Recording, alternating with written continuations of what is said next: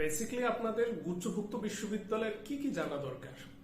সম্পূর্ণ ভর্তি প্রক্রিয়া, এর মধ্যে দেখবেন যে বিশ্ববিদ্যালয়গুলোতে এক্সাক্ট সিট সংখ্যা কতগুলা, বিভাগ পরিবর্তনের সিট কতগুলো আছে সে সম্পর্কে সঠিক ধারণা, ভর্তি প্রক্রিয়াটা কিভাবে হবে এ সম্পর্কে ধারণা, সাবজেক্ট চয়েস আপনারা কিভাবে দিবেন এবং এর মধ্যে সেরা সাবজেক্ট কোনগুলা বা কোন সাবজেক্টগুলোকে আপনারা র্যাঙ্কিং এ উপরে রাখবেন, সেরা বিশ্ববিদ্যালয় কোনগুলো, কোন বিশ্ববিদ্যালয়গুলোকে অগ্রাধিকার ভিত্তিতে আপনারা সাবজেক্ট চয়েস দিবেন এবং একই সঙ্গে কাট মার্ক কত হবে, এক্ষেত্রে কোন মার্ক থেকে কে কোন বিশ্ববিদ্যালয়ে সাবজেক্ট চয়েস দিবেন এবং কোন সাবজেক্ট পাবেন এবং মিনিমাম কোন মার্কে কোন বিশ্ববিদ্যালয়ে সাবজেক্ট আসবে এবছর।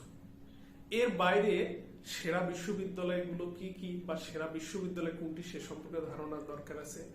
এছাড়াও কোটা শিক্ষার্থীরা যেহেতু তাদের সিস্টেমটা আলাদা, তাহলে কোটা শিক্ষার্থীদের কার্যক্রম কিভাবে পরিচালিত হবে, কোটার কোন পজিশন থেকে আপনারা সাবজেক্ট চয়েস দিবেন এবং কিভাবে দিবেন সে সম্পর্কে সঠিক ধারণা।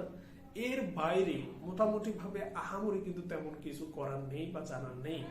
অলমোস্ট আমাদের কি করতে হবে, পরিস্থিতির উপর নির্ভর থাকতে হবে, অর্থাৎ আমাদের যা করণীয় তা আমরা করব, সেই অনুসারে স্টেপ বাই স্টেপ বিশ্ববিদ্যালয় কর্তৃপক্ষ তাদের কার্যক্রম পরিচালিত করবে, আমরা সেই অনুসারে আমাদের বাকি পদক্ষেপগুলো নেব।